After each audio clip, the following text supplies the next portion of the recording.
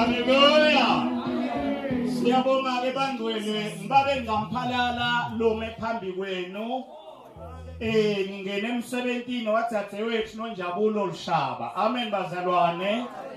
Siqhubekela phambili ngokusipha ngiyo ke inkosi. Kulesikhathi ke samanje angingasidli isikhathi semfundisi lo suka lapha empumelelo eDevon utosikhonta kuhlanganyela kanye nathi sesitaphinze sihlabelele lekujumisa sive ukuthi uNkulunkulu uphinde usibusisa uthini Lomela ngaphambili ke ngimuzi ngwakadlamini Sibongo ukuthi lo mkhulu lo MC lithensi lami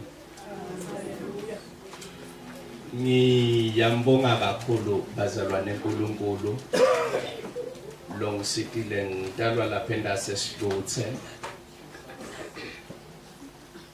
Shiselweni la ngidalwa khona ngingumfana ke waNkulunkulu ngashunyelwa livangeli la hlula impilo yami ebusheni bami kwaba kuhle empilweni yami kuthatha isinqumo ukuthi ngisinziswe kusukela ngalo mnyaka kuze benamhlanje angikaze ngimbone angishiya bazalwane angidlulise emave kubonga kubazalwane bonke labakhona isupport sinayo iKZN ikhona angeke ngibale ibots lase KZN lethi la kodwa neDumbi khona neMphongolo khona naNongoma ukhona Hallelujah manje ke siyabonga kakhulu bazalwane Amen bakhona labavela eMpumalanga eLowveld sibonga ukuthi nabo bakhona njengoba sechaziwe nemasibekela ikhona kungasiyona yodwa bobhevula bakhona siyababonga ke bakhona nalabavela lapha eBongane siyababona noma bavela naseMahason bonke manje ke sibonga ukuthi bakhona nalabavela eHighveld kwiHighveld circuit sibonga ukuthi nabo siyababona bakhona kusukela ePiet ukhuphuka impela ubambe nabo Standerton Stanela naso sikhona manje ke siyabonga kakhulu bazalwane bakhona nalabavela eRand ligoli litsiliki Hallelujah nalo selikhona usibeka Randfontein nabo CBD yaseJoburg nayo ikhona siyambonga ke kakhulu uNkulunkulu bakhona ke nalabavela lapha eLimpopo amen hlakomdimo siyabonga manje siyabonga kakhulu bazalwane lokusho kuba special kwale nkonzo ya this year kube kuhle kakhulu kunibona nonke nikhona and kusenda sikhuthale sijabule sibona isupport lenhle lento abantwana baNkulunkulu bazalwane ke angiye ke etindzabeni ntami bengendlulise emavo kubonga intona yinhle ifanele ibongwe sijabulele lokho nje kunibona nikhona nonke nida usupporta umsebenzi waNkulunkulu sasivele sikhule kuba nje thina sasivele sathola kunje betithilike impela bekubathi imoto tabo bodwa nje simangale thina sititela ngemabhasi nangemakhumbi kodwa hayi sibona impela hayi namanje nakusabuya lo yamoya pastor hayi kusho kona ukuthi lita uphinze libuyele ungajabuli ngamsitha sami ngoba noma nini ngiyawuvuka lokho ukuthi noma lo moya kungathi uyahamba ayikho into lebhlungu bazalwane yabona lethi into etsindre la kube bebatinaka abazalwane fana nami ngabe siyakhona kubona ayikho into leseyilahleke ebandleni njengobufakazi. Into lebe ingekho itolo le inkinga namhlanje. Ayikho into leseyilahlekela kuleli bandla la Jesu njengolithando. Leto tinto setilahlekile tsekho. Kuvalwe ngelihlahla ke ekuhlanganyeleni every day. Kuvalwe ngelihlahla. Sanibonani. Nakhuluma nebafundisi lapha la ngihlala khona. Bathi Dlamini sekusele wena lethi costating 3 la eRand maybe lethi hlanganyela ntsambaba. Kusonza kungenile. Isonza kamnanzi futhi kahle sisebandleni. Sesikhona kuphela ngelisondo kuphela bolomasonto. Ake ngilethe le message bazalwane lenginiketiwe la kuta ukukhuluma ngemfundiso yelibandla. Ngicela kungayianalyze ngikhulume le ndzaba le ngiyeke ngene letindzabeni takhona. Akunalikhaya lelingenamyalo.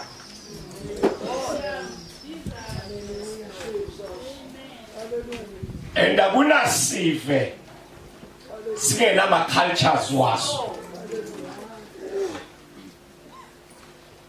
Aname makholwa. Amen. Uma sikhuluma bazalwane la sitakhuluma ngelibandla lengosi uJesu Kristu. And bazalwane ngokweBhayibheli libandla linye. Awasimabili. Awasimathathu.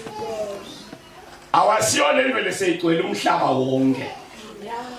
Uma sikhuluma ngelibandla ngokweBhayibheli ngicela kuyiletha kule standard lesi ngicela ningemukele. Libandla likhonela kuto replace insimu yase-Eden. Amen. Ngiko uma ufundza incwadi yabaseKorinte bokuqala chapter 3 verse number 9. Lithi nine niyinsimu yaNkulunkulu. Sine sithi 70. Le Kristu asebenza ngathi. Uma khulunywa ke ngensimu yaNkulunkulu khulunywa ngeEden. iEden yeqala yayisezulwini la Lucifer wayephila khona.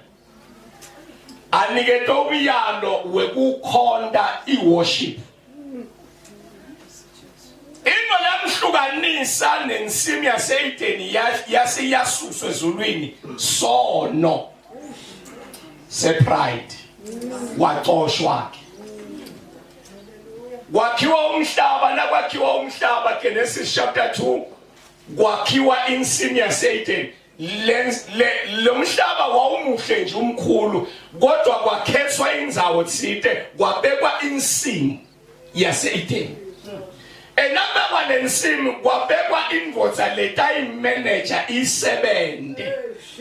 Kwabekwa Adam wahlala nemkakhe. Into leyaqedza insimu yase-Eden noma ungavakalisha eMiddle East namhlanje ngeke uyithole insimu yase-Eden. Yaphela ngenxa yesono sebona kwa-Adam na-Eva. So uNkulunkulu uyibuyisile lensimu ngaJesu. Wase umisa libandla lelinsimu yaNkulunkulu la uNkulunkulu ahlala khona. Usebenta khona uNkulunkulu usebenta ngetisebenti takhe kulensimu. So ensimini bazalwane kunema rules nema regulations wakhona. Kunendlela lokufanele abantu abasensimini baphile ngayo. Bahlulwa ngiloko bayakhishwa ensimini. Bese kuma ingilosi iphatha inkemba. Ngoba uma umuntu akhishwe uNkulunkulu ebandleni ake kumbuyisa. Noma ngahlala ngenkani ngekhathi yena ke sesiwakhe finish.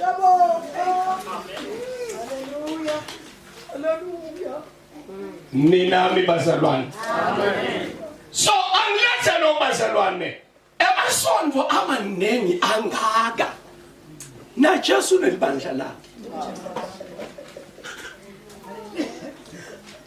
and linendlela leyiphila ngayo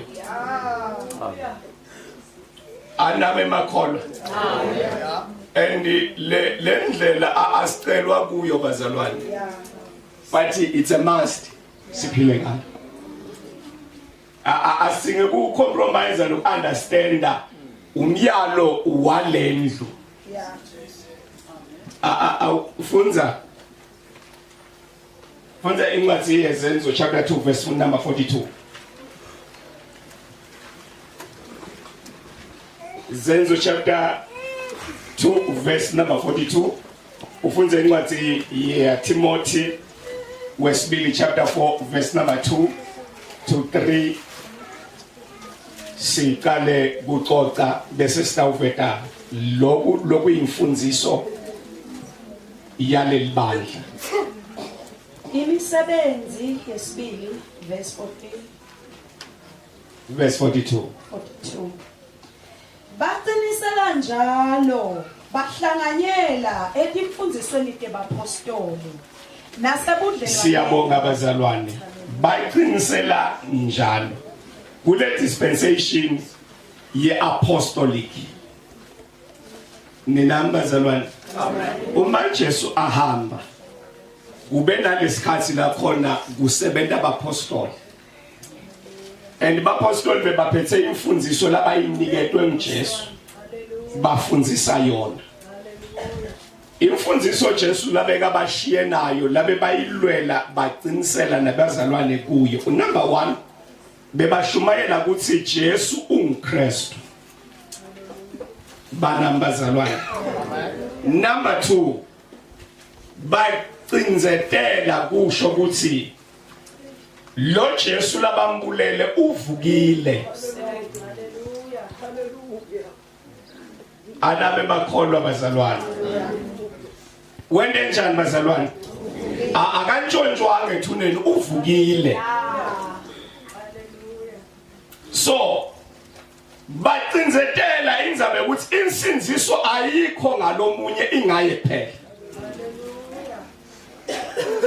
insinziso ayikho ngelibandla hayi bazalwane asinzisi umuntu uthini ngibalo sinsabantu kungabo indzaba yobungcwele bazalwane asiyo into yelibandla kungcwele kona bungcwele bulethwa ngumoya longcwele angeke kube nobungcwele ebandleni umoya longcwele angekho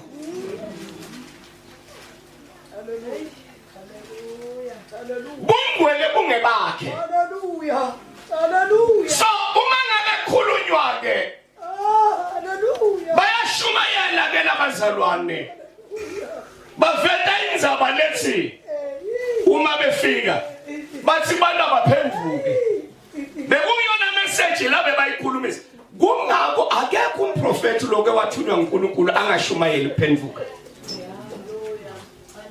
bonke baprofeti bebaniketwe le message kungakho Jesu kuLuka chapter 24 verse number 47 yona message labeka ikhulumisa namhla bazalwane kunentinto namhla letingasakhulunywa ungawangena wonke emasonto 1 asakhulunywa indzaba yebungcwele kuvalo umlomo number 2 ngeke uve khulunywa ngendzaba yekuthi bantu baphenduke kuthuliwe number 3 akusilula bakholona nana abafuni khulunywe ngokuthi Jesu yabuya uma ufuna imali abazalwane baze bakutshele bathi ngiyasithusela lenikhuluma ukuthi Jesu yabuya abafuni khulunywe nangesihoko bathi ningakhulumi next ngesihoko bazalwane these are end times and the Timothy 3 atikhulumeki akusafuneka ukukhulunywe ngayo wakhuluma ngephenduka bathi wena ubona nginetoni la baze bakhulume lula bathi umsebenzi womshumayeli ule ngaphandle akaphumela hamba shumane alaze tonti kuyisela le tonti leti ningi naleti inkinga ngilete la kunaleti ngaphandle Tingono lethenga phansi ngoba tikweleta kuya kodwa lelethi inkinga ngilethethi la ngoba tivala letha tingangeni amen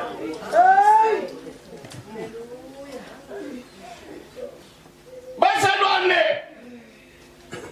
uma bashumayela abapostoli bebathi bana baphandvuke number 2 babhabhatiswe egameni lika Jesu nabathi babhabhatiswe egameni lika Jesu bebangakhulumeli lokuthi egameni lika Jesu Kristu amen no babhabhatise kuleli gama Jesu lalikhulumile that's why lamagama aze angifo uma ngabe angifo ngiliphi kanti lingilona ngoba ubabhabhatise egameni lika Jesu ubabhabhatise egameni lika Jesu Kristu phela ubabhabhatise egameni lenkosi Jesu ubabhabhatise egameni lenkosi Jesu Kristu ngiliphi ke no le statement sithi kuleli gama Jesu lalikhulumile nguliphi uthe babhabhatise egameni leyise nelendodzana nekamalo ingcwele lokho kusho ini ngoba inzaba yombhabhatiso ayiqali nje iqala emkhunjini waNowa uma ngabe iqala emkhunjini waNowa umkhumbi abantu wayevele ethu lamanye avela phansi elomkhumbi wawuna 3 emakamera lokho ukuthi la magama la 3 amela uNkulunkulu kubuyiselwa umuntu kumele lo muntu akasemathunjini emhlaba kukhulunywe la magama lamathathu kubuyiselwa uNkulunkulu aphume ide haleluya hayi kuthi uyafakwa uyakhishwa uyafakwa no njengalo wangena kwabakanye eswini semkhoma Jona chapter 12 verse 40 lithi kanjalo nendvodzana kaNkulunkulu kufanele bese emathunjini omhlaba for 3 amen lo muntu uyafakwa egameni leyise nelendvodzana likaMwalo Ngcwele uyakhishwa ngoba lo suku lokuqala Jesu wayefela uyise kuthi ngenxa yoyise lokhubekile ngathi umane kulungiswe indzaba tethu nayo lesibili ngenxa yakhe ngoba uNkulunkulu nabathi ngenxa moya lo Ngcwele yiko lababhabhatiswa lo moya lo Ngcwele kufanele ehlele tukwawo ngikho kunombuzo kani nabhabhatiswa ngamuphi njengalo moya lo Ngcwele ningenayo ngoba lo Jesu ukuthi egameni lika Jesu umphathi moya lo Ngcwele kodwa lo phathi moya lo Ngcwele umbhabhatiswa egameni leyise nelendodzana nelabani umyalo wogcina awusekho lo munye Jesu nanto uhamba ukhuluma wona nje ayicethu yahamba mayibonge inkosi amen libandla la Jesu bazalwane lishumayela sesingene endzabeni tethu libandla la Jesu Kristu lishumayela indzaba yensinziso nebungcwele awusanibonani bazalwane lishumayela indzaba yani bazalwane nani ayikho lenye wena Jesu phela akujoyinwa kulo umuntu ukholwa ngekuva ushunyayelwa livi akholwe ahlabeke abese athi angakholwa avume ngomlomo wakhe bese kubakusinziswa athi sekasinzisiwe bese uyatshelwa lana akhanjwa ngalenye indlela akhanjwa ngamoya ngalama amagama akhanjwa ngobungcwele ngoba ubungcwele buyifanele indlu yabantu haleluya funza ke kube nelivesi lengilifunza ngilikhothile Luka chapter 24 verse 47 na Petro wokuqala chapter 1 verse number 15 lishumayela indzaba yensinziso nenzaba yani bazalwane ngiyona nto lesenda sehlukene nawo onke masonto ngoba thina sikhuluma indzaba yobungcwele nasegcokeni awusanibonani yebazalwane indzaba yokugcoka akusimfundiso yebandla imfundiso yaNkulunkulu nje cha ninami asambeni sonke uma uNkulunkulu eceza kudala umuntu nguye lo wafihla bungqunu kumuntu bebahamba ngqunu kodwa bangaboni ukuthi bahamba lokho kubonisa ukuthi uNkulunkulu ongafuni ini ngiko number 2 nasebazamile ukuthi igcokisa uNkulunkulu wabahlubula lokho ngoba sebonile ngoba kungagcoki bazalwane kudalwa sono umzalwane waze waqala wahlulwa ukugcoka yathi ukuthi sekulahleka inetwork yakhe naNkulunkulu akuse problem le haleluya wena ungamsola umendeni inetwork yakhe naNkulunkulu ayibambani waqala nje wathi khuphula tabangaka waqala wagcoka yakhe nje inyongo yathi kahle kuthi no even la kamoya akasangeni haleluya uma kuyi hotspot abasam hotspot impela sethi basethi yamzama inetwork ayihlangana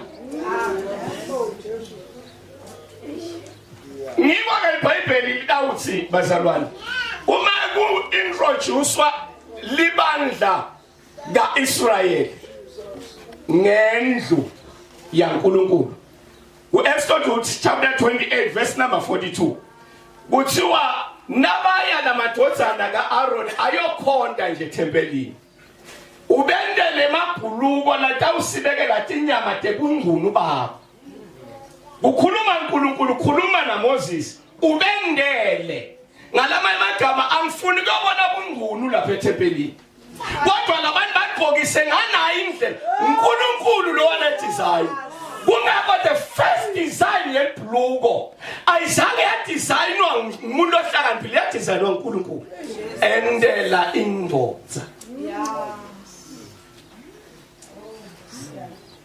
sisonke amen udathi eMaroma chapter 13 verse 14 athi bazalwane kwecala mbathani Kristu ninganakekeli inyama kuvuswe ini haleluya hey bazalwane ubalekile Jesu empilweni yemuntu enzabeni yokugcoka haleluya uma umuntu angena Jesu kuyamehlula ukugcoka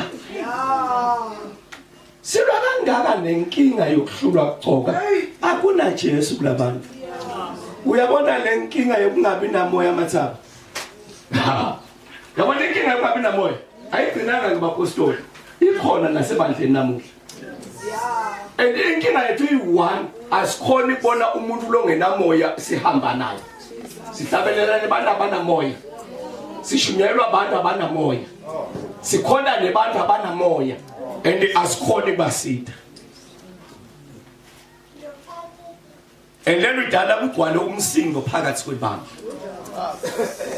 futhi lama verse lamabili ngendlule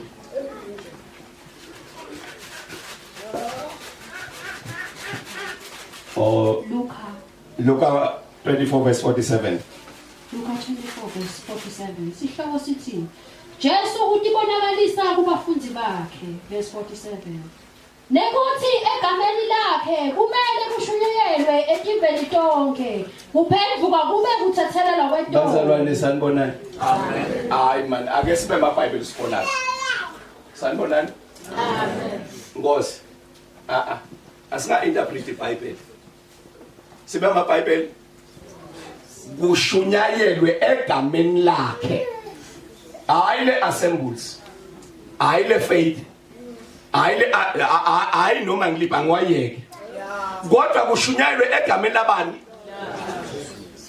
kuphendvuka kube kuseselelwa kwandazalwane singamit interpret iBhayibheli kushunyayelwe egameni bazalwane kungabona akusekho kulahlwa kubantu laba kuKristu Jesu akukhulumi ngalabanye kodwa akusekho kulahlwa kubantu ababani bazalwane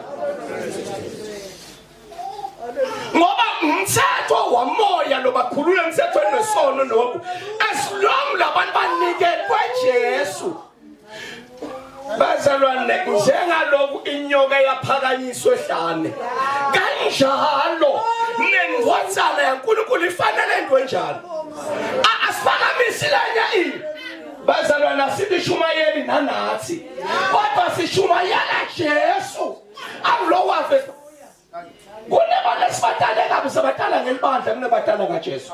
That's why sithi imikhuhlane yabazalwane labasebandle labevenge libandla bangevanga nesizwe. Umuntu ofenge libandla inkinga yakhe i1 akaphenduki. Ngoba ngoJesu yedwa lohlukanisa umuntu nesona kusilo libandla. Libandla sibaya ngiko Jesu athi ngilisango lekungena. Uma umuntu angena kulesibaya kumele angene alithi angene kimi angene ngami. Yes. Hallelujah. Hallelujah. Ngiyona lesibitelwe. Hallelujah. Singena ngaye. Asingeni ngaleyi.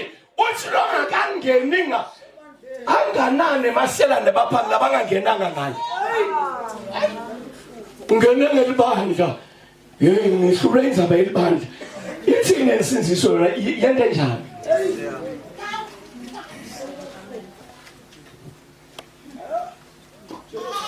One verse 15. Peter. Petro weqala chapter 1 verse 15. Ngakho-ke njengoba loyo nibitile angcwele nani-ke banini ngcwele kuko konke kuhamba kwenu. Ngona myalo lana sibitelo kuhlala kuphi bazalwane? Yabona lokungcwele bahlula abantu emkhunjini. Lapha emkhunjini kungena izinto letimbili. Ninami kungena abantu kwangena nani? Kwangena netilwane. Uma kukhulunywa ngebantu akukhulunywa ngani? Anisibo bantu nini? Ngelanguage yasezulwini anisibo bantu nini? Uma kukhulunywa ngebantu kukhulunywa ngaIsrayeli. Uma kukhulunywa ngetilwane kukhulunywa ngani? Uma kukhulunywa ngetinja, ngetingulube, ukhulunywa ngayo yonke. Kungakonalisi kungadliwa letho kwakakhulunywa ngaletinto emazalo lagijima nayo. Inkinga emazalo wathi awana verse awana next. Wakhulunywa ngani bantu beTV tenja ngini? Nakhulunywa ngetingulube ngini. Ngiko Paul athi singakakholwa besisondekile sizondana singenathemba singenankulunkulu sidla konke.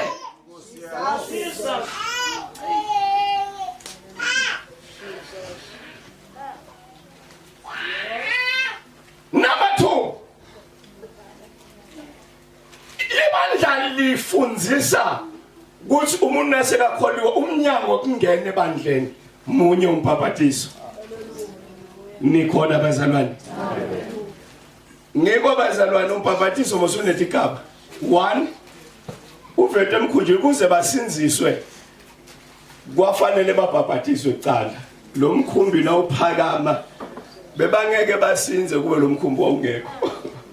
Ngiko iBhayibheli lithi ngombhabhatiso asigeza insila. Kodwa sicela nembeza lo njani? Israel nakaphuma eGibhithe into yokuqala angangena sehlana yolingwa indzaba yakhe yaqala embhabhatisweni. Babhabhatiswe ngensika yelifu nangani naselwandle. Babhabhatiswa ngensika yelifu nangani lensika yelifu yayilayithu kwabo. Nabawela lwandle lolibovu bebabhabhatiswa. Kusho ukuthi bafanele bayehlane bandlule eqala kuphi? Matthew chapter 28 verse number 19.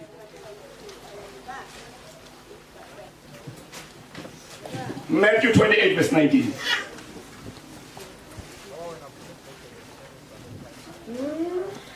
Matthew 28 verse 19. Sihloko sakhona sithi Jesu utibonakalisa kubafundzi bakhe verse 19. Ngakho-ke hambani neTibe tonke tibe bafundzi bami nibabhabhatise egameni leyise nelendvodzana lona ngumyalo bazalwane. And this is the core business yelibandla. Nina lana sicelwa la imandate i-order yi-blessing ngoba uma ngabe kuqala kwakhiwa umuntu wesimina se-Eden waniketwa sibusiso lesi-1 dalana nanze ngigcwalise ini selibandla kuthiwa hambani nentethive tonke ini ngibo bazalwane kwayekwa kushunyayelwa kungena ikhesi uNkulunkulu yangenelela alwe bahlalile batakhela igama ubatakhela umbhoshongo naye cenza uNkulunkulu abesihwanisa sikhuluma ema-language la ngafani namhlanje akusi blessing leyo it's a curse kwadalwa kungalaleli inthando yaNkulunkulu Genesis chapter 11 sihamba kanye kanye sonke amen that's why thina sathi ngigezwa ngani sigezwe ingadi kwaba kanye indzaba yokugezwa kwetinyawo right iyatholakala ku chapter 13 incwadi yaJohane Jesu nakabageza inyawo from verse number 4 to verse number 16 kodwa letinto letingi-3 utatithola lapho uma ufunza uhlola ukuthi why abageza tinyawo then bazalwane libandla la Jesu alikhiphi kweshumi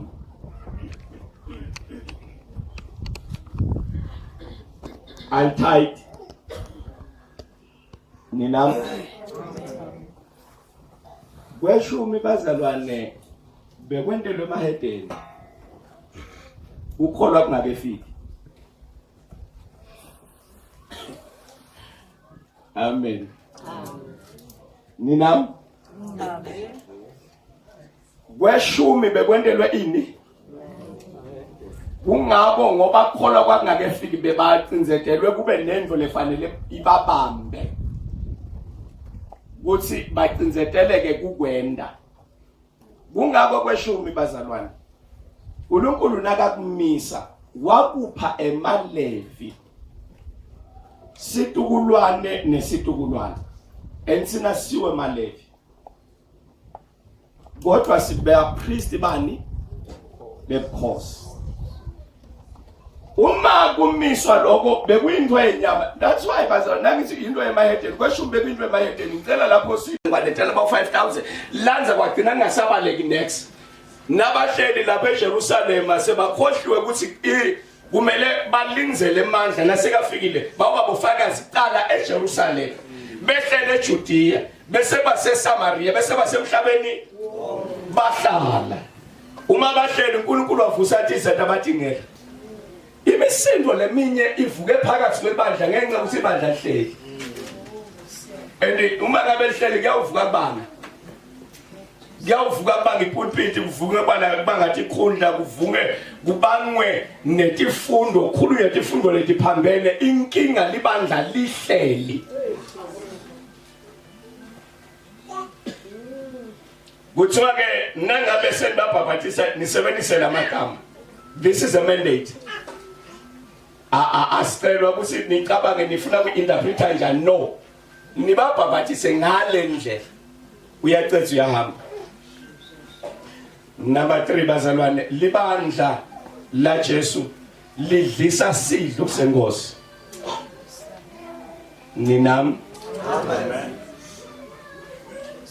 ngithi ibandla lingumbuso ngicela kuyichaza just physically simple futhi libandla lingumbuso lo replace Israel sila si replace bani lokusho ukuthi singene esikhundleni sa-Israel wema lo 69 weeks wende kuthi kube negap an interval leba khona kulesikhathi lesi kwangeniswa abantu betive labe bangekho kuyiplanning yaNkulunkulu uma bangeniswa kwangena sine uma singena satovala uIsrael wema kwaseqala ke manje lensha dispensation yelibandla Israeli beka celebrate commemorate inzaba ye Passover bakhumbula ukuthi baphuma kanjani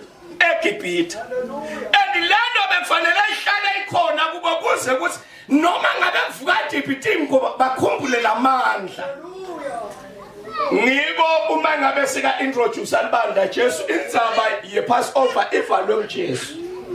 Ngoba alphasika lethu bekhuluma ichaza yena. Uma efika ngosuku lephasika uthi Jesu uthatha sinkwa uyasihlephula. Usidlala indoko ngalama emagama ubeka liphasika eceleni. Uyalivala uintroduce indvo lensha. Lega sesiyo ya Israel manje yelibandla lakhe.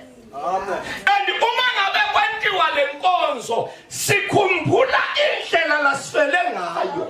Ngiko kuyahleshulwa sikhumbula lemivimba leng49 lashaywa yona. And uma sedla lesidlo simemetela kufa kwakhe azabuye. Uma sedla lesidlo sihlanganyela naye ehluphekweni yakhe. Leave no. Sidlo senkosi sitimele sisodwa. Amen. But kuba nema misinterpretation. Bathi sidlo senkosi, hayi uthi Jesu mina ngisinkwa. So ngalama magama nasifunza livi si hayi man hayi kahle man futhi kahle. Nikhona. Ingenele ureplace yavala ngoba sonke sive sine celebration siya celebrate sinendlela yokucelebrate kwazo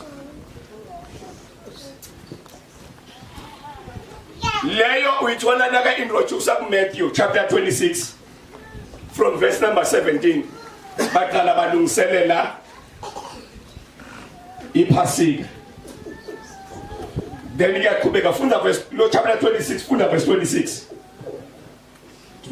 verse 26. Yes. Bathi basadla Jesu wathatha sinkwa. Lalela bebadla liphasika la. Kusebusuku futhi. Sanibonani. Liphasika belingadliwe mina. Uma kwendekile lemvu yasala befanele ekseni kungakasi. Kungaselwa lemvu ila. Ithathwe ishiswe ngomlilo. Number 2 bekungaphulwa thambo layo. Basadla losho sikwaphakathi kobusuku ngiko chapter 11 verse number 23 incwadi yabaseKorinte bokuqala lithi lo ngakwe emukele enkosini kuthi ngobusuku inkosi ebetha ukhashelwa ngayo yathatha sinkwa yasihlephula noma yena wayengekho na kwentiwa lenkonzo kodwa wathi naseka sitakele uNkulunkulu wamniketa yona ukuthi nayi ufike nawe uyente nebazalwane ngibathi ngakwe mukela enkosini ngalomsuku la bekade ukhashelwa ngabo wathatha sinkwa wasenda njani akade hlephulanga kodwa wathatha sinkwa wasihlephula.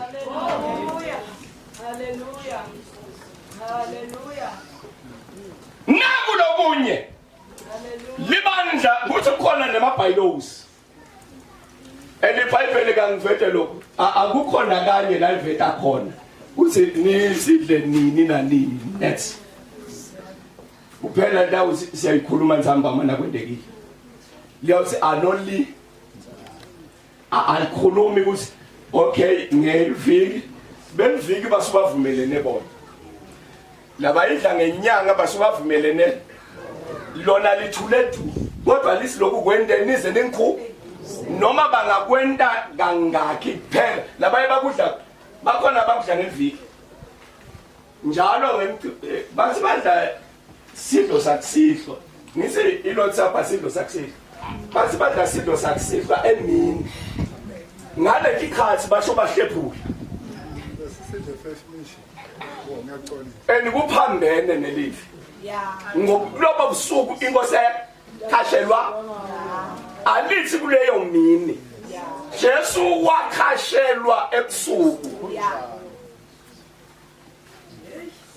Haleluya. Then bazalwane libandla levumelene ukuthi sidlo asidliwe ngelisuku lokuqala leviki Saturday night nakudawusa kube iSunday lisidle Saturday livumelene njalo kwimfundiso yami asidlisi ngalesathu singathanza ukuzidisa but livumele yabona into kazi wavunyelwana inenkinga ngesono siyangena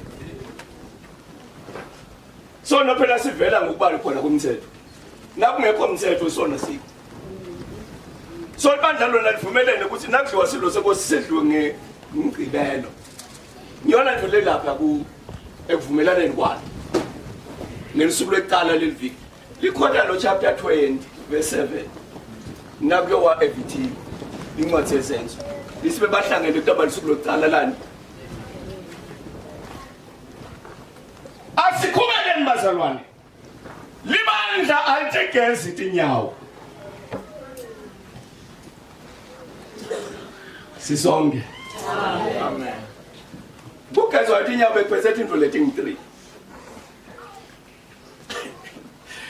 sanibonani bazalwane amen Jesu kuza bageze tinyawo number 1 kugeza tinyawo bekumsebenzi wesigcila ekhaya nakunomuntu ovakashile kuzamukelwe bekagezwa sigcila kususwa loluthuli lwasendleleni so ngibo Jesu kubamukela wabageza tinyawo wala Petro no angikwathi gezwa nguwe abonisa inkonzo yekuthi thoba ativeta njengesigcila kubo hayi njengenkosi ngoba bekangeketeli kukhondwa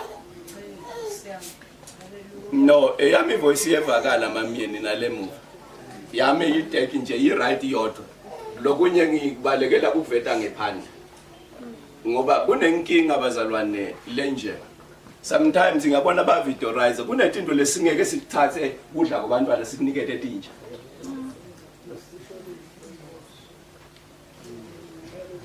yani ngivanga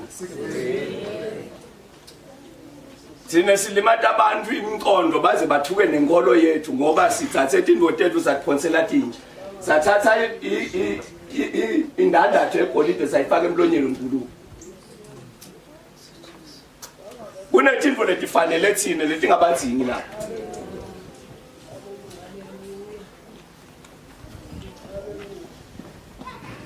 lokho ngenxa yokuthi kusifundo that's why sometimes ngiyibalekisa le mic mabomu ngendela tinto letinye ngiyabona ngala ngemuva kwendakalani ngiyabona simo lokunye kubathingi laba bantu kwamanje kwethu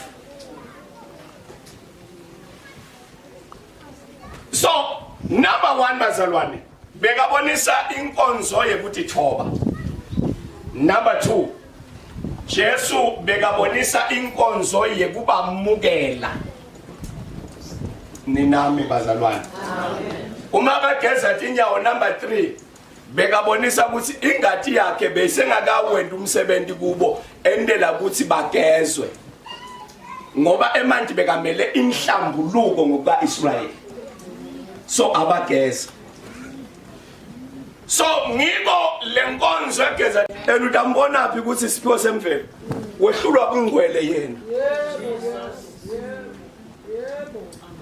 and the thing 7 angeke ngichaze tonke Roma chapter 12 from verse number 6 thing 7 and kube netiphiwo leting 9 lethi vele ngothini baseKorinte beqala chapter 12 from verse number 7 8 and 9 and thing 9 damoya nje phela and tikhonela kubonakalisa moya nikhona bazalwane and mwana ingwele nasekafikile uyapha naNkulunkulu uya uNkulunkulu yena uphala that's why ngithi mina kulesinye isikhathi lethi ngaba na natural uNkulunkulu mosunisa imvula kubantu abahle nalababo uyabapha nje sikholwa abantu namhlanje kunokuthula emhlabeni sikholwa kulabanye abantu bemvelo mfethu that's why nasikhuluma ngama spiritual gift with diversity mosilelo thine kulethiphiwo tehlukene endibazalwane tehlukana igaba leting 3 1 kunetiphiwo letivela kuNkulunkulu ethambisana nema natural gift kunabantu abasibusisile bazalwane bahlabelela ngesiphiwo semvelo yes basithathe basifake kumoya elutambona phi ukuthi isiphiwo semvelo wehlulwa kungwele yena Jesus amen and thing 7 angeke ndichaze tonke Roma chapter 12 from verse number 6 thing 7 and kube letiphiwo leting9 letivele encwadini yabaseKorinte beqala chapter 12 from verse number 7, 8 and 9. And ting9 damoya nje phela. And tikhonela kubonakalisa moya. Nikhona bazalwane. And wena lesekafikile uyapha. NaNkulunkulu uya, and uNkulunkulu yena uphana. That's why ngithi mina kulesinye isikhathi lethi ngaba na natural. uNkulunkulu mos unisimvula abantu abahle nalabakhe. Uyabapha nje. Sikholwa abantu namhlanje kunokuthula emhlabeni. Sikholwa kunabanye abantu bemvelo mfethu. uNkulunkulu baphe nje i-leadership. Hayi ukuthi lenhlakanipho yakhe. Hayi ukuthi uyifundzele. Uyiphiwe uNkulunkulu. Labanye bamajaji bakuyebe emacala ngendlela efanele. Thina la lithi iBhayibheli yabona kuhlule lemacala bazalwane. Lemazikwa lamakomiti besinawo. Lithi abekho nabahlakaniphile. Kulesi isikhathi singkolisa abazalwane sabafaka emacaleni. Bayohlule lemacala bangabitelwanga. And bahlule lemacala wrong. And ayikho into uNkulunkulu ayizonda njengekulahla umuntu ngelicala angenacala. Nokwenda umuntu onelicala abe msulwa. Asilomunye afanele kulahlwa bamthathe bamfukamele. Asilomunye afanelwe ukuthi aqolelwe bambethele. Enabantu babethele ngenxa yetiphiwo tabo. Jesus. Hallelujah.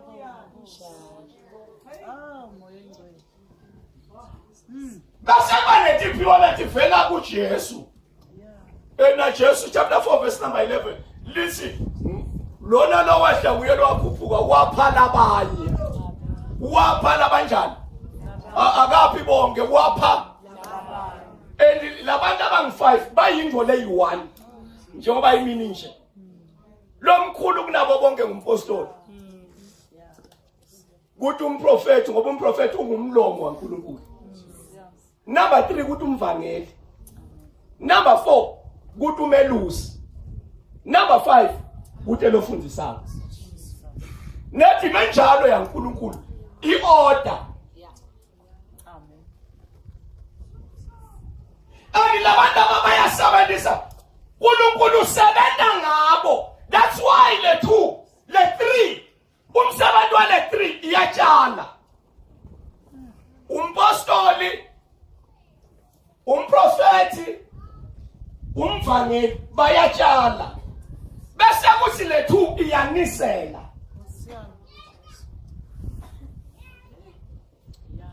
Hallelujah.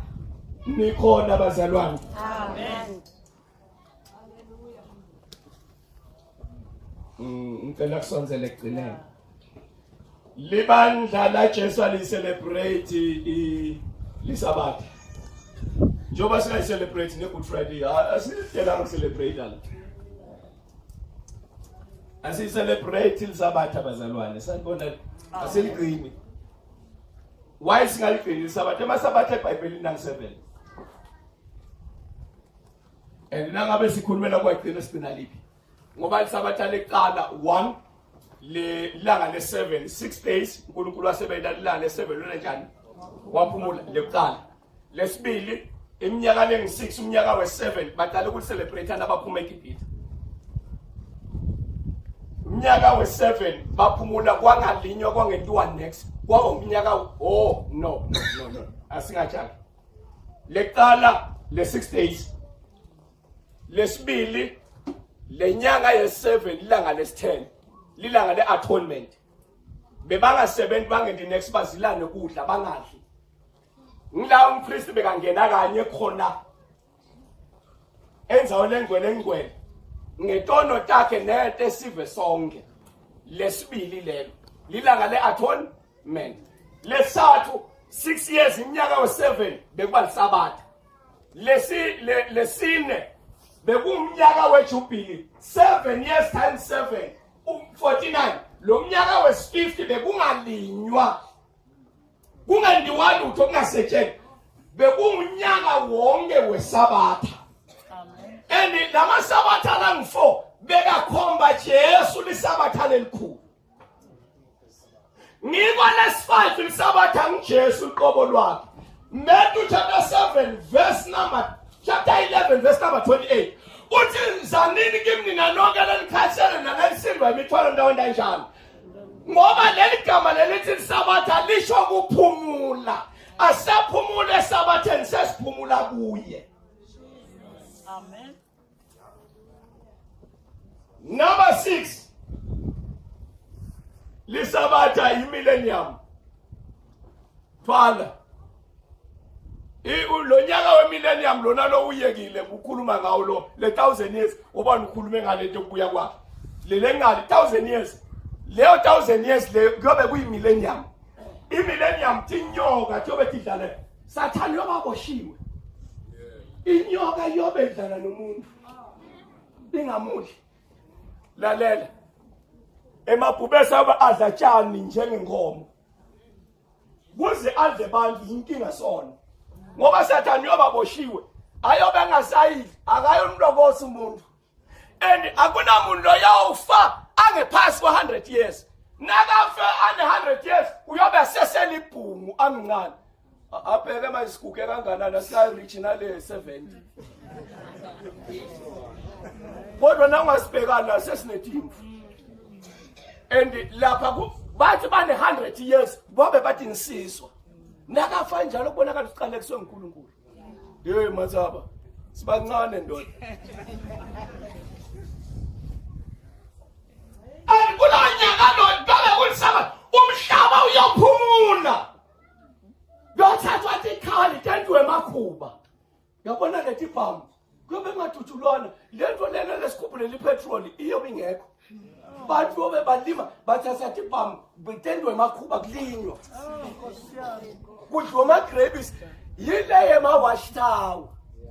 Kube kudliwa umhlaba uyobuyisa. Namhla sikhala ngethi i-climate change. Kudla kusekho. Kumillennium kuyobuya yonke lento. Kweqina lisabatha leqina. Uphumula kwemphefumulo abantu abafile bafele enkosini. Chapter 1. Sambulo chapter 1. 14. Chapter 14 verse 13. Lisibabusisiwa nabafile bafele enkosini kusukela esikhathi samanje. Ngoba bayawuphumula ekhandlekeni. Angiseve lamasabatha si celebrate aliphi thina celebrate langa lesini. Lelanga eligcibelo. Uma ngabe celebrate langa umgqibelo lawa langa 6 lamanye abawa celebrate aliphi. Angqine bazalwane. Nethi bengidlulisa lokho ebesinambahla bethi nekhonda. Uthi hayi sine uniform lenje hayi bazalwane. Thina semphethe Christ. Yeah. Nethi umuntu wonke lithi wesifazane why bazalwane liqizelela wesifazane. Wesifazane usithundi sebandla. Yeah. And ngumuntu wesifazane lobonakalisa sithundi sebandla. Udemonstrator avete elibandla lithi wesifazane nakakhuleka noma aprofeta number 1 ikhaza lakhe. Number 2 lithi wesifazane losho ukuthi amesaba uNkulunkulu kagcwethe ingubo lethi njani lethi fanele. Yeah. Angiyeke letho. Liyakholelwa ke bazalwane ekuthathweni baNkulunkulu. Oh yes. Kuthi kunaNkulunkulu uyise ingozana namoya engcwele noma bamunye kodwa kusebenza kwabo kuhlukene. One uNkulunkulu nakadala bekakhona Jesu nakudala. Sisonke. uNkulunkulu nakadala Jesu beka one beka ivoice yaNkulunkulu. Number 2 beka lesandla sakhe. Nikhona. Amen. Number 3 beka ngumtini. Jesu uNkulunkulu ayini. Ngila kuhlangene khona uNkulunkulu bese phakathi kwakhe kunamoya. Ukwakha lo muntu abe yiwakhe. Ngiko nemuntu unemthathu umuntu. Oh yeah. Sanibonani?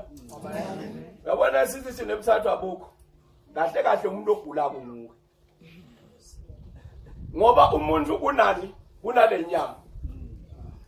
bese sekuba nemphefumulo ngiloko ilento lekhulumako ngilento lephumako uma ngabe iyaphuma nje lecabangako le waphuma uyasala lo niyomthola lele laphansi akakhona ukunyakada akakhona kwendana bese lengekhathi kuye bese sekuba nomoya kungako nakacetha uNkulunkulu kudala wase uyaphefumulela wase umuntu uba ngumphefumulo lonjani lophilako waqala ke makwase kunyakada umuntu nomoya waNkulunkulu wafakwa khona lapho wakhishwa sono.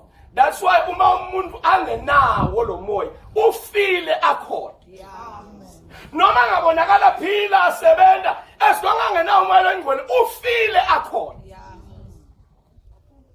ubalulekile ke lo muntu unobuthathu umuntu naSathane kuze kubonakale lo buNkulunkulu bakhe kufanele abe nobuthathu naSathane unobuthathu unaSathane Draco inyoka lenzala lo ngiyena ngqongqoshe wakhona bese kuba naSathane umphiko uKristu bese kuba naSathane umprofeti wemanga enabahlulelwa ukuthi awubanjwa le2 yokugcina ifakwe echibini lomlilo ifa bese kuthi number 3 yena fakwe kwi-bottomless pit naphela le1000 years akhishwa futhi afike nale ngane yakhe yaqala phake impi eMakedoni leyo mpilo iyawuvela le hayi manje yabona le sanibona nje bazalwane amen yabona lento yeIran na Israel akusimbi eMakedoni le Iran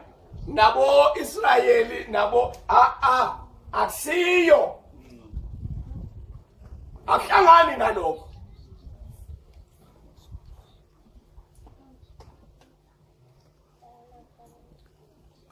Conductor umshado wobungcwele elukhotha ebandeni khotha kuthiwa ama-elders elibandla and ashadisi ke ma-homosexualities noma sekungajika abazalwane hayi lapho simile ashadisi ithi inkonkoni ngenxa yelivi livi alisivumeli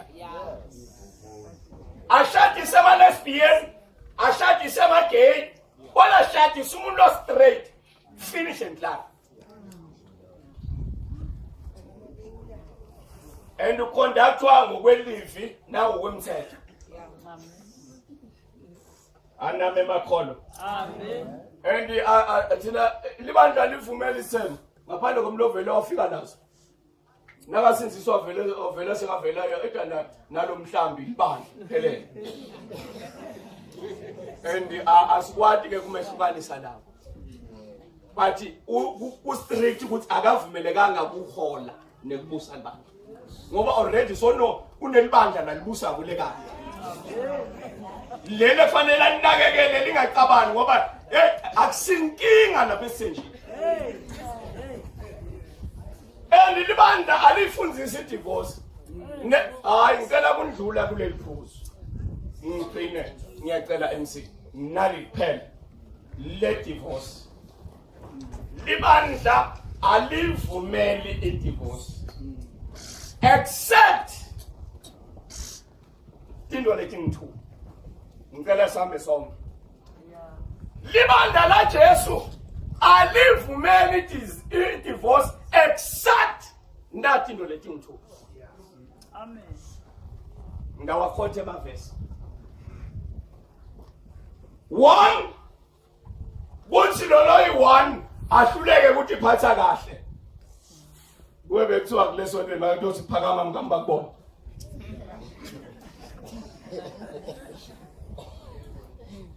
manje akusikwa akekho futhi umngamba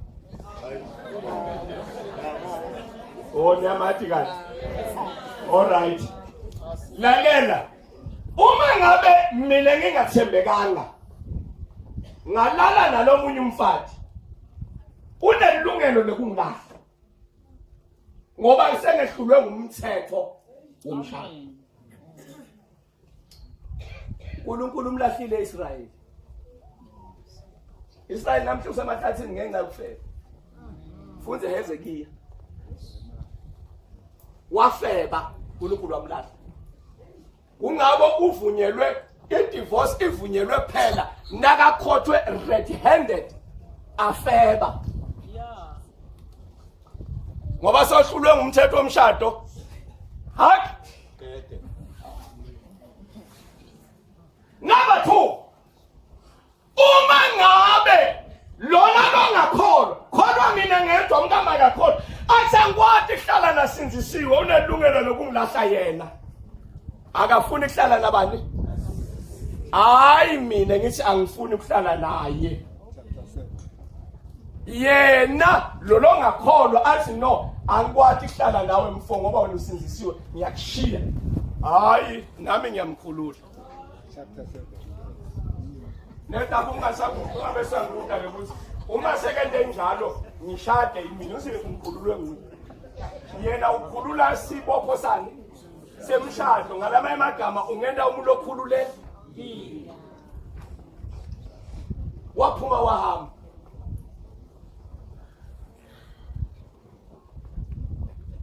Sanibonani. Hayi kuthi wena usuke lumlahlelo kwalo yakholwa. Ngakhothe lamavesi lamabili. Okay, Malachi chapter 2 verse 16. Uma ngathembekanga methi uyakhuluma mosile. Ngiyayikhumbula ukuthi bathi manje ulona wayena 7 wemadodza manje nasekavuka ngalo yoba namuphi njani wathi Jesu hayi mani lengala yikho lena. Uvete amagama ukuthi lalelani. Lo muntu lona nangabe kuyashadwa labantu ababili basesibabili kanjani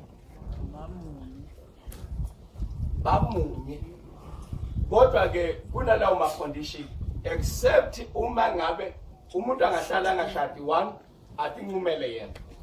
Number 2 aboshwe bantu. Number 3 kube uNkulunkulu lo mente ukuthi angashadi. Ngaphandle kwale 3 bazalwane akathi uNkulunkulu asihamba oshada uthi angifuni. And bese nasekwehlula unqume half nasekwehlula so hamba uyofela. Then again leyo in chapter 7 verse number 15 ingwazi baseKorinte besibili yokuthi uma ngabe lo ngakholwa angilahla nginelungelo lokuthi ngihlale ngibe single ngoba ngilahlwe nguye. So bazalwane siyabonga bengixoxa ngenxa yesikhathi kube besikhathi sambe sisihle bengayikhulula lembuto kulokulenkulumile bese sesiyaphendulana kodwa ke kwami kuphelela la uNkulunkulu anibusise ngibonge kancane la bazalwane isemile ingcebo yaNkulunkulu seyengcile kukhona lo ngithinthabo loyi1 phakathi kwethu ngokuya kwalendzaba ingcebo lekade iphethe ephuzwini lekuthi bantwana asibabhabhatisi siyababusisa. Ngicela ngcebo nangakhonakala wenze kule concern yalomzana uthi nginebantwana lababili lo munye una 10 kweminyaka lo munye una 12 labantwana laba banenkholo lethe bafuna umbhabhatiso basinathi sifuna kuba ngilabaphelele kukhondeni. Uphela nje clarity lapho ukuthi senza kanjani kulonjalo umntwana kuhamba kufike phi lapho angathi inkosi bengithi akangasali ngaphandle. Amen. No sebayiletha kimi bakhona lapha.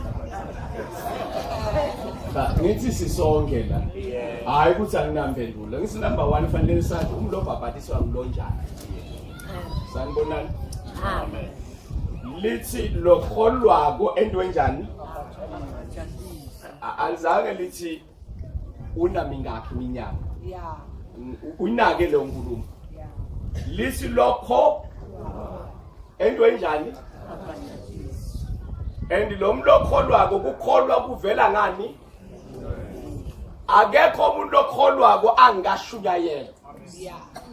Ajoyinwa la ngajoyinwa.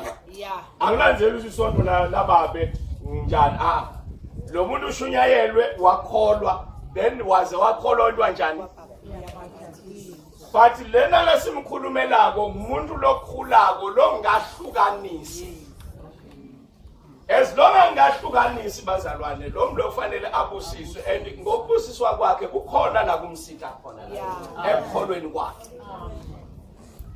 Ngicela kuyi-highlighter ngiyele nje noma lo ofuna impendulo njalo uyota sikhulume sixoxe sobabili ayinankinga but nami iphendule kanje ngiyevakala iphose iclean lo babatiswako ngilokholwa asibabatisi asimkhulisa umuntu simkhulise umbabatiso bazalwane no kuthi hayi ngoba sesimbona sekakhulile and ikhona lo mkhuhlane lo bazalwane kuthi lo munye ngathi nikela nje nimbone etala ngaphambili hayi senamthatha lo babatisa nithatha tata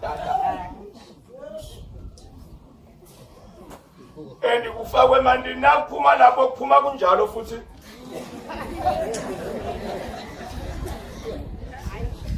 and now ngathi yabuthi and bazalwane lento sine experience yakho sinebazalwane labababatiswe ngaleyo ndlela nasekaqala sekashunyayelwe akholwa athi bazalwane mina ngicela ukubhabatiswa angibhabatiswanga kahle ngangingakakholwa sinetindo sidiphethe tila ngibabhabatisile labanjalo enasa afuna ukubhabatiswa mina ngathi ngingabhabatisani sani kwathi sami ngalenye lapha namkhona sathi manje mfundisi bangibhabatisa la nithi nje ngicela ukubhabatisa lo muye bekakhuluma la simanje waselisuthu wathi manje mfundisi ngicela uyongibhabatisa umoya usangongibhabatisa bathi mose ubhabatisa bathi no umoya uthi no le inkinga le ngayenda lapha ngifuna ukubhabatiswa sathi lo mama mfamandini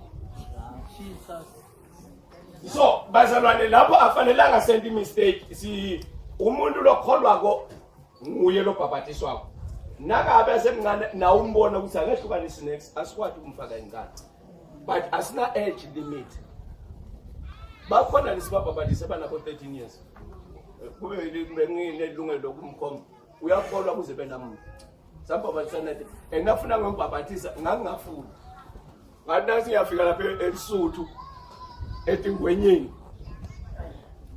bayeta labazalwane bonke bayisapha kungena meqala ngithi ngiyabona abazalwane tingwenya titawuma manje ngiyabhabatisa nangicela ngena bemila abazalwane majosi amile lapha ngaphandle kwangena yena qala and ana 13 years kungombadala ngavela ngamfaka ematini nangimkhiphela ngaphandle babona uzokani ayikamndli bena hayi saqhubeka ngizabhabatisa kwaphela and uyakholwa ngambhabatisa ana 13 years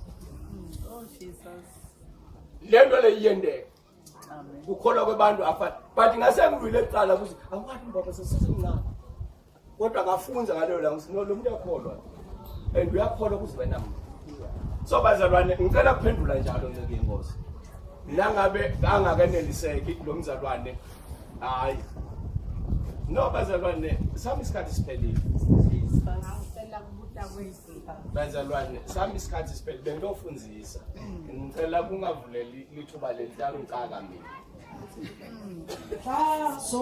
kuna MC nganile sibona umuzile nayo umsindisi dizile namuhle